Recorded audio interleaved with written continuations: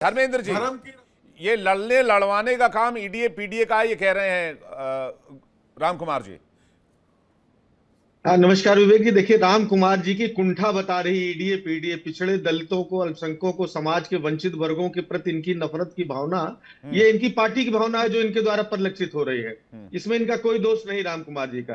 क्योंकि नाम लेते ही पिछड़ों का, दलितों का, भारतीय जनता पार्टी के नेताओं बीपी बढ़ जाती है। नफरत इनके अंदर इतनी भरी हुई है। समाज का वंचित तबका, जो पीड़ित तबका है, जो मुख्य धारा से पिछड़ गया है, उसको देखना नहीं चाहते। फूटी आंख इनके नहीं सुहाता है। दूसरी बात, भाई राम कुमार जी को सोचना चाहिए। देखिए, महाराजा बिजली पासी, ये भारतीय जनता पार्टी के नेताओं को जानने की जरूरत है। ये देश की हमारी साझा विरासत है। वो किसी दल की, किसी राजनीतिक दल की एक राजनीतिक विरासत नहीं है। वो सारे देशवासियों को उन पे गर्व करना चाहिए। चुनाव के समय या तमाम जो मुद्दे, जब इस समय तेल के प्राइस हाइक हो रहे हैं, महंगाई से पूरा उत्तर प्रदेश का या पूरे देश का आम आदमी परेशान है, नौजवान नौकरियों को लेकर परेशान, किसान अपनी आय को लेकर परेशान है। पेट्रोल डीजल, चाहे क्रूड ऑयल 58 रुपए जब था, जब 36 रुपए था, तब भी ये 80-87 रुपए ले रहे थे।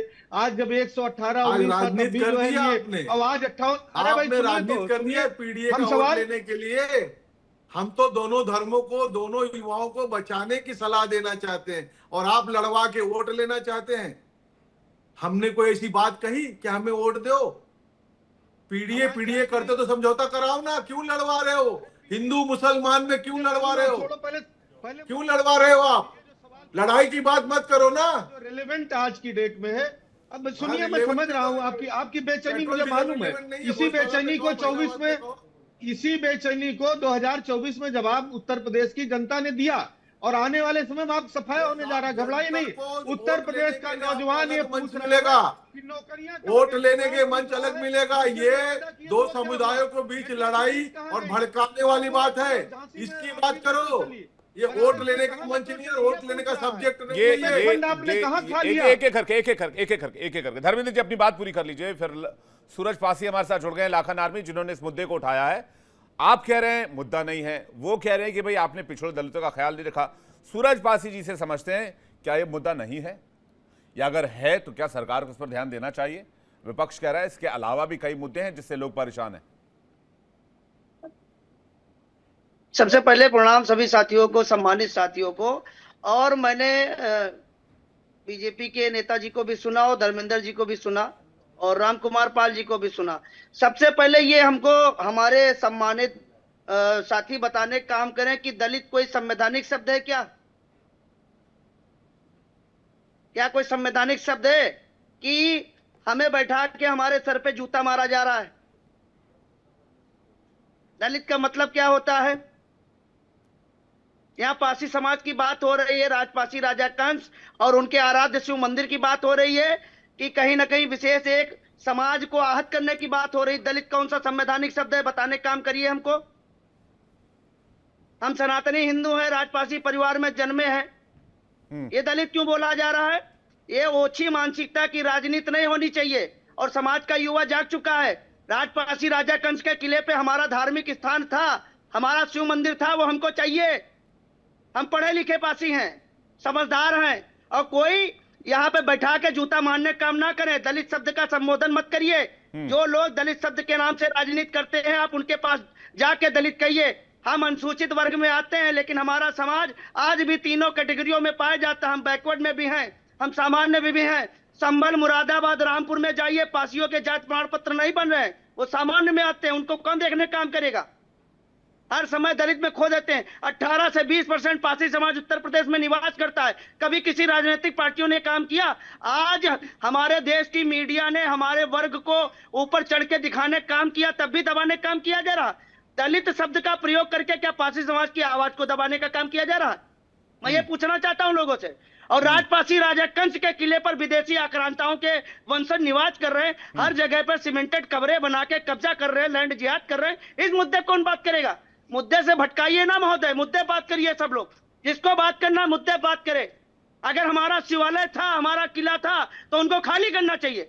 अगर हमको कोर्ट जाना पड़ा तो हम किसी गैर हिंदू को नहीं रहने देंगे। शासनकाल उनका सीतापुर तक था, उधर हरदोई तक शासनकाल था, और हमारे घर पे, हमारी छाती पे लोग बैठेंगे। और अभी साल भर पहले से एक मौलाना आता है जो हिंदू समाज के नट जाति के लोग थे, उनको मुस्लिम बना के वहां पे सबसे पहले नमाज पढ़ाई गई। इस पर चर्चा नहीं करेंगे? हर जगह आप सीमेंटेड मजार बना के हमारी जमीनों को कब्जा करेंगे। और हम बोले ना, हम जागरूक लोग हैं और युवा अब परिवर्तन मांग रहा है। ये इंपॉर्टेंट सवाल बताया, उठाया आपने कि भाई हर जगह सीमेंटेड मजार बनाकर, कब्र बनाकर कब्जा करने की जो मानसिकता है, इससे भी तो, इस पर भी तो रोक लगनी चाहिए, इस पर भी तो कोई कानून आना चाहिए रिजवी साहब। उसके बाद मैं रावत जी, गोपाल राज जी आपके पास आ रहा हूं। जी ऐसा है कि ये जो मलिहाबाद में जिस मकबरे की बात हो रही है, ये मकबरा अवध के राजाओं में से एक वंशज थे, नवाब मोहम्मद अली खां, उनके ख़ानदान का ये मकबरा है। और वहाँ जो कब्रें बनी हुई हैं वो उनकी कब्रें हैं। और ये आज की बात नहीं है, ये सालों पुरानी बात है। और सालों पुरानी बात को आज एक नए रंग और ढंग के साथ में पेश किया जा रहा है। अभी रामकुमार पाल जी ने जो बातें कही हैं वो बहुत अच्छी बात है कि किसी भी समुदाय को किसी से लड़ाने की ज़रूरत नहीं है। राजनेता लोग, सियासतदान लोग वोट बैंक की राजनीति करते हैं और समुदाय को लड़ाते हैं, आपस में वोट लेकर के चले जाते हैं। और इस तरीके से समाज को तोड़ना अच्छी बात नहीं है। समाज को जोड़ने का काम करना चाहिए। हर शख्स को ये काम करना चाहिए, जोड़ने का काम करना चाहिए। नफरत नहीं फैलाना चाहिए। ये मोहब्बत का देश है, ये प्यार और मोहब्बत का देश है, तो प्यार और मोहब्बत के साथ में ही चलना चाहिए जी। अब इसको जिस तरीके से है, अब बहुत दिनों के बाद में, यानी सालों के बाद में, कई सौ साल के बाद में, अब इसको इस तरीके से अलग मतलब नाम आप से ये कह रहे हैं रंग कि ढंग दिया जा रहा। सूरज पासी जैसे लोग नफरत फैलाने का काम कर रहे हैं? मैंने किसी का नाम नहीं लिया है। हाँ। और मैंने तो एक मिनजुमला बात कही है, मिनजुमला बात कही है। उसमें नफरत फैलाने वाले लोगों में कुछ मुसलमान भी हो सकते हैं और कुछ गैर मुस्लिम भी हो सकते हैं जी। आप जो है किसी का नाम लेकर के मेरे नाम से टैग मत लगाइए। मैं किसी को नामजद नहीं कह रहा हूं, मैं मिनजुमला मतलब बात आप कह रहे हैं कि इस तरह से कि नफरत फैलाने की कोशिश की जा रही है, हिंदू समाज मुस्लिम समाज के बीच में खाई पैदा करने की कोशिश की जा रही है, ये कह रहे हैं, इस तरह के मामलों को तूल देकर, इस तरह के मुद्दों को बढ़ाकर। अब देखिए, आपने ये बात कही है, क्या आप जैन बंधुओं से बात कर सकते हैं, कह सकते हैं कि उन्होंने पूरे भारत में हर मस्जिद पर मुकदमा कर रखा है, हर मजार पर मुकदमा कर रखा है? कभी आपने उनसे पूछा? कभी नहीं पूछा आपने जैन बंधुओं से। आप उनसे पूछिए, बाप बेटे हैं जैन लोग, वकील वकालत करते हैं, पढ़े लिखे लोग हैं, दानिश्वर लोग हैं। कौन सी ऐसी मस्जिद है, कौन सी ऐसी मजार है, दरगाह है जहां पर उन्होंने केस नहीं किया है? तो नफरत कौन फैला रहा है? और किसी मुसलमान का नाम बता दिए, किसी मुसलमान ने किसी मंदिर पर, रावत जी और गोपाल जी, रावत जी और गोपाल जी, रावत जी। देखिए विवेक जी, सबसे बड़ी बात है कि अपना मौलाना रिजवी साहब पढ़े लिखे विद्वान धर्मगुरु हैं ये, और अच्छी नॉलेज भी रखते हैं और इतिहास के जानकार भी हैं। आपने देखा है इनके पीछे कितनी किताबें लगी हुई हैं। इनमें से आधी किताबों में ये लिखा होगा कि किस प्रकार से आताताई जो आए थे, मुगल आए थे, उन्होंने कितने हमारे मंदिरों को तोड़ा और कितनी धर्मशालाओं को तोड़ा, और उनको ऊपर से तोड़ तोड़ करके उन्हीं खम्भों के ऊपर वहां पर मस्जिदों का, मजारों का, ईदगाहों का निर्माण किया। अच्छी तरीके से जानते हैं, ये ऐसा कुछ नहीं है कि नहीं जानते। और इनको ये भी खुद भी पता है कि इनके पूर्वज जो थे वो पूरे हिंदू ही थे, विद्वान आदमी हैं, पता सब है। लेकिन मजबूरी ये हो जाती है कि आप जब टीवी पर किसी डिबेट में बैठते हो तो आप बोल नहीं पाते और आप यही कहते हैं कि नहीं बहुत पुरानी है, बहुत पुरानी है। जबकि हिंदुस्तान का इतिहास 5500 वर्ष का इतिहास है और 5500 वर्ष पहले के भी यहाँ पर अभी पांडवों का भी किला है दिल्ली के अंदर है। तो आप ये तो कह नहीं सकते कि उस समय ये मस्जिदें थी। मस्जिदें तो 1192 के बाद में यहाँ पर आई है, उससे पहले तो यहाँ इस्लाम आया ही नहीं था। 1447 वर्ष पहले इस्लाम नहीं था। तो ये सब चीजें निश्चित तौर पर हिंदुओं के साथ अत्याचार हुआ है, और वो सारी चीजें जितनी भी जैन बंधुओं ने उनको कोर्ट केस में डाला है, वो ऐसे नहीं डाला। कोर्ट में कोई भी प्रूफ होता है, साक्ष्य होता है, उसके ऊपर जाकर के वो कोई कोर्ट में केस डाला जाता है। तो इस वजह से निश्चित तौर पर आज आप चीख चीख करके कृष्ण जन्मभूमि बोल रही है, उसके बगल में ईदगाह खड़ी हुई है। भाई कृष्ण जन्मभूमि पर वहां मुसलमान थे ही नहीं, इतनी दूर दूर मुसलमान रहते थे। अगर आप बनारस की बात करें, ज्ञान बात, रावत जी, इन्हीं मामलों पर रोक लगाने के लिए 1991 का वर्शिप एक्ट लाया गया जब जब जब बाबरी का मामला हुआ था। गोपाल राय जी, मैं आ रहा हूं आपके पास, आप कुछ कहना चाह रहे हैं? हाँ, हिंदुओं का गला काटा वो भी संविधान ने, कि एक 91 का वर्शिप एक्ट लगा करके हिंदू अपनी बात नहीं रख सकते। ये भी तो हमारे साथ अत्याचार हुआ ना, तो हमारे साथ तो शुरू से अत्याचार हो रहा है। नहीं पहले तो मुसलमान फिर इस एक्ट को बदल देना चाहिए था ना फिर, या फिर आपको सरकार पे प्रेशर बनाना चाहिए था। बिल्कुल इस तरह के चाहिए। विवाद बढ़े ना। मैं आ रहा हूं आपके पास, रामकुमार पाल जी। गोपाल राय जी का राय जान ले, वो क्या कह रहे हैं इस मामले पर, फिर मैं आ रहा हूं रामकुमार जी आपके पास। गोपाल जी। जय श्री राम आप सभी लोगों को। जी जय श्री राम। आपको बताना चाहता हूं कि 11वीं सदी के राजा कंस जी का ये किला है, ये तो प्रमाणित हो रहा है। वहां आज भी पुरातत्व विभाग अगर जाके जांच करेगा तो निश्चित रूप से राजा कंस का ही किला वो माना जाएगा। और सबसे बड़ी चीज यह कि प्राचीन काल में राजा कंस के खिलाफ हुए युद्ध के बाद मंदिर को कथित तौर पर दरगाह मस्जिद का रूप दिया गया, और बाबर जैसे आक्रांता आकर के बाबरी मस्जिद बना डाले राम जन्मभूमि पर, और कितने हिंदुओं की हत्या कर दी गई। अंत में माननीय उच्च न्यायालय के निर्देश पर वहां मंदिर बना। और सबसे बड़ी चीज यह कि सबसे पहले तो मैं बताना चाहता हूं कि ये मस्जिद आई कहां। सबसे पहले तो हिंदू ही थे, अब वो बात अलग है, कन्वर्ट हो गए, मुस्लिम धर्म स्वीकार कर लिए। वो कौन थे? वो सब हिंदू ही थे। आपस में लड़ाने की जो बातें हर जगह चल रही हैं उससे बचना चाहिए। और ये भी ध्यान देना चाहिए हम सभी लोग हिंदुस्तान के हैं, और किसी भी तरह से इस तरह से हम कोई काम न करें। जैसे राजनीतिक व्यवस्था को देखते हुए टीएमसी का एक विधायक हुमायूं कबीर, नाम भी अगर देखेंगे तो हुमायूं कबीर कैसे जोड़ के बनाया गया। हुमायूं कबीर ने जब वहां पर मस्जिद बनाने की बात किया, बाबरी मस्जिद, तो विश्व हिंदू रक्षा परिषद देश भर में आंदोलन शुरू किया, और उसका असर यह पड़ा कि ममता बनर्जी को हटाना पड़ा। और हटाने के बाद अगले ने पार्टी बना करके बाबरी के नाम पर देश नहीं विदेशों से भी हजारों करोड़ रुपया चंदा आया, क्योंकि बाबरी मस्जिद बनाई जाए और हिंदुओं में एक दहशत फैलाई जाए। लेकिन आज हमारे हिंदू समाज, सनातनी समाज के लोग बड़े प्रेम से अपना जो हक चाहते हैं वो अदालत के माध्यम से करते हैं, कभी तोड़फोड़ नहीं करते हैं, ना ही किसी धर्म के खिलाफ बोलते हैं। विश्व हिंदू रक्षा परिषद सदैव ये चाहता है कि अमन शांति बनी रहे, और हिंदुस्तान में लगातार जो इस्लामिक राष्ट्र बनाने की प्रक्रिया चल रही है, जैसे आप लोगों ने देखा होगा कि देश का सबसे बड़ा धर्मांतरण लव जिहाद का आरोपी कौन था? जमालुद्दीन उर्फ छांगुर बाबा, जिसको विश्व हिंदू रक्षा परिषद की टीम ने गिरफ्तार कराई। 106 करोड़ रुपया विदेश से आया, और ये इसलिए आया कि भारत को इस्लामी राष्ट्र बनाया जाए। मतलब आप ये कह रहे हैं कि भाईचारा के नाम पर हिंदुओं को चारा बनाने की कोशिश की जा रही है। मैं रजनी से इसका जवाब लूंगा, लेकिन रामकुमार पाल कुछ कहना चाह रहे थे। रामकुमार पाल जी और सूरज पासी जी, रामकुमार पाल जी और सूरज पासी जी को स्क्रीन पर रखिएगा। हाँ, रामकुमार, मैं बड़े सादर से कहना चाहूंगा सूरज पासी जी को, मैंने कोई दलित नहीं कहा। मैं दोनों समुदाय के युवाओं को लड़ने से बचाने की बात कर रहा हूं। और वहीं पे आप सूरज पासी वक्फ बोर्ड की अभिलेख में उल्लेख कैसे आ गया? ये हमारी ही मिस्टेक है। कैसे वक्फ बोर्ड में वो जो तलाटी तहसीलदार ने उसको नोंद कर दी, तो ये भी तो हमारी गलती है। और दूसरी बात, अगर आपको लड़ना है तो ये पहले की सरकारों में सुझाव देना पाल जी हुआ है, एक सुझाव पहले हुआ है।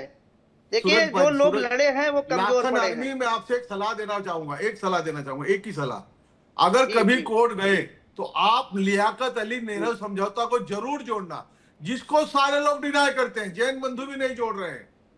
अगर भारत के अंदर 22 रुके हैं और आप इतनी चीजें दे रहे हो, फिर अब लड़ने की क्या जरूरत है? बैठ के बांट के नहीं ले सकते साहब। जब देश बांट के आपने दे देना चाहिए, इन लोगों को दे देना चाहिए। जी देखो, हम आप पासी युवा भी मेरे हैं, और बाकी सारे लोग भारतवासी, तो भारतीय मुसलमान भी मेरे हैं। बाहरी मुसलमान रोहिंग्या और बांग्लादेशी हमारे नहीं है। लेकिन लड़ाई न हो, हमारे पासी समुदाय के युवा की कुछ घटनाएं न घटे, इसके लिए अगर हो, जैसे भोजशाला में मुस्लिम समाज ने मांगा कि हमें मस्जिद की जगह दे दो, असद मदनी दादा जी ये बताइए कि गौ को राष्ट्र पशु घोषित करो। सुनिए करिए, लड़ाई अगर कोई विदेशी आक्रांताओं को अपना वंशज बता रहा है, अपना आका बता रहा है, तो आप उनसे भाईचारा करेंगे? इस राजनीति के भेंट, वोट बैंक के पीडीए के चक्कर में हमारे युवाओं को हानि नहीं होनी चाहिए। ये भी हमारी जवाबदेही है। नहीं, मुझे 2 दिन से हाउस अरेस्ट करके रखा गया है। देखिए 2 दिन से मेरे घर पे प्रशासन पड़ा हुआ, पीएससी की पूरी गाड़ी खड़ी हुई है। और मेरे लोकल की भी पुलिस मेरे पास, आप देखिए बगल में बैठी हुई, मैं यहाँ डिबेट में जुड़ रहा हूँ, अपने पत्रकार साथियों को अपनी बात बताने का काम कर रहा हूँ कि जो 1030 में युद्ध हुआ है, आप समझिए पहला युद्ध राजपासी राजा कंस और महाराजा लाखन पासी जी ने जीता। भाई साहब, ये जो दिन में युद्ध हुआ था उसको जीता। से लेके आक्रांता आए थे भाई साहब, ये तो बाहर से आए सब। जब हमारे राजा थे, महाभारत हुआ, भागवत, ये गीता हुई, चाणक्य हुए, तो कहाँ थे मुस्लिम? लेकिन इस देश के बंटवारे में माना, बाई चॉइस माना, अधिकार दिया इनको। हमारे लोगों इतना ने मिटाने के बाद भी वहां हिंदू सभ्यता के चिन्ह आज भी मिल रहे हैं दादाजी। ये साफ साफ दिखाई पड़ रहा है। सन 75 में कोई एक कब्र नहीं थी। हमारे एक मित्र हैं बिजनौर में ड्यूटी भी कर रहे हैं, वो वहां पे नौकरी कर रहे थे, कह रहे थे भैया सूरज भैया वहां पे ऐसा कुछ नहीं था सन 75 में। ये सब अभी 2012 में 2014 में हमारे लोग कोर्ट भी गए थे, लेकिन उस समय हमारी कोई सुनवाई ही नहीं हुई। हरिशंकर जैन जी देख रहे थे उस मामले को। 2012-2014 में आप अदालत गए, प्रशासन गए, आपकी सुनवाई नहीं हुई। धर्मेंद्र सिंह जी। विवेक जी, कितना दुर्भाग्यपूर्ण है कि पहली बात तो हमारे साथी कह रहे थे बहुत बड़ा बड़ा अध्यक्ष पद लिख करके कि भारत को जो है इस्लामिक राष्ट्र बनाने का। अरे भाई, 70 साल में आजादी के बाद 2014 में नरेंद्र मोदी जी के आने के पहले तो कभी ये बात नहीं थी कि इस्लामिक राष्ट्र भारत बन गया। आपके आने के बाद ही सबसे बड़ा खतरा क्यों हो जाता है, ये महत्वपूर्ण बात है। अरे इतिहास में बीच में बोलते आवाज नहीं जाती, मैं सुनता हूँ भाई। विवेक जी, मैं रिक्वेस्ट कर रहा हूँ, पहली बात तो वैसे ही आवाज कट जा रही, जो भी कारण नहीं, एक आप बोलिए धर्मेंद्र जी, बोलिए जी जी। दूसरी बात मैं कह रहा हूं, इतिहास में हुई किसी घटना को ढाल बना करके आप नहीं बच सकते। इतिहास इसलिए पढ़ाया जाता है कि इतिहास में हुई किसी घटना से सीख करके सतर्क और अच्छे निर्णय लिए जाए और देश को आगे ले जाया जाए। लेकिन दुर्भाग्य है कि जब भी ऐसे सवाल आते हैं, आज भारतीय जनता पार्टी जब पूछने का समय है कि जब आपका 2014 के सापेक्ष 4 गुना देश पे कर्जा हो गया और 2014 के सापेक्ष जो फॉरेन रिजर्व है केवल 2 गुना हुआ, तो इस नाकामी की जिम्मेदारी कौन लेगा? क्या वो 56 इंची सीना लेगा? क्या जब 58 डॉलर प्रति बैरल क्रूड ऑयल था तब हम 87 रुपए दे रहे थे, 118 में बढ़ गया और आज फिर जब 96-95 आ गया तो जनता को घटने पर पैसा, तेल का दाम क्यों महंगा खरीदना पड़ रहा है? इसका जवाब जब मांगा जा रहा है, किसान की बात, नौजवान की बात, छात्र की बात, शिक्षा की बात, स्वास्थ्य की बात, बेरोजगारी की बात जब हो रही है, स्मार्ट सिटी का वादा करके गए थे, जब इन सारी सवालों का जवाब देने का वक्त आया है, 2 कार्यकाल आप पूरा कर चुके हैं, तो इस तरह की आप चीजें उभार रहे हैं। किसकी नाकामी है? क्यों नहीं अपनी जिम्मेदारी लेते कि आप न लोगों को न्याय दिला पा रहे हैं? महाराज पासी समाज के लोगों को क्यों नहीं न्याय दिला पाए? पासी समाज के लोगों के नौकरियों में उनकी भागीदारी, उनके आरक्षण में कितनी हिस्सेदारी आपके सरकार में बढ़ी, इस पर जवाब देने का समय है। तो आप इस तरह की घटनाएं जो समाज को बांटने वाली, उसके पीछे छिपना चाहते हैं। क्यों छिपना चाहते हैं?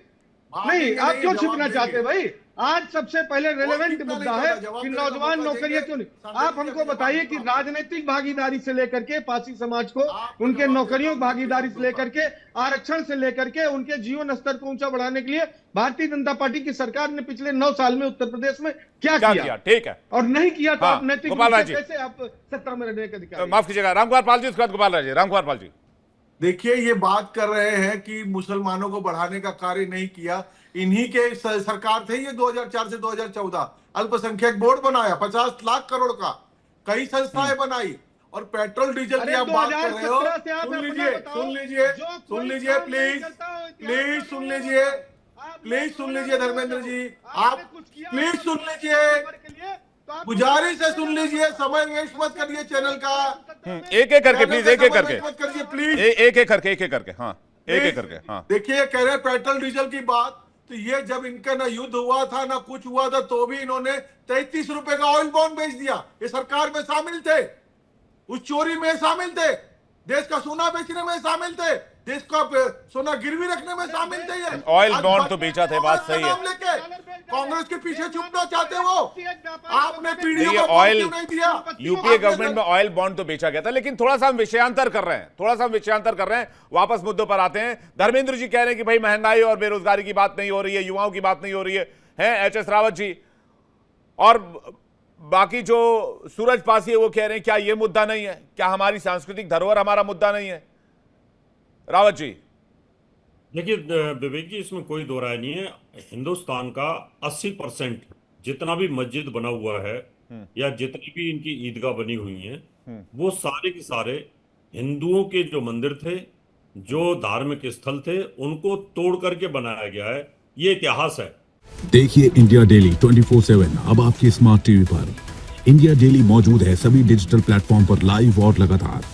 इंडिया डेली 24/7 हर दिन राष्ट्र को समर्पित।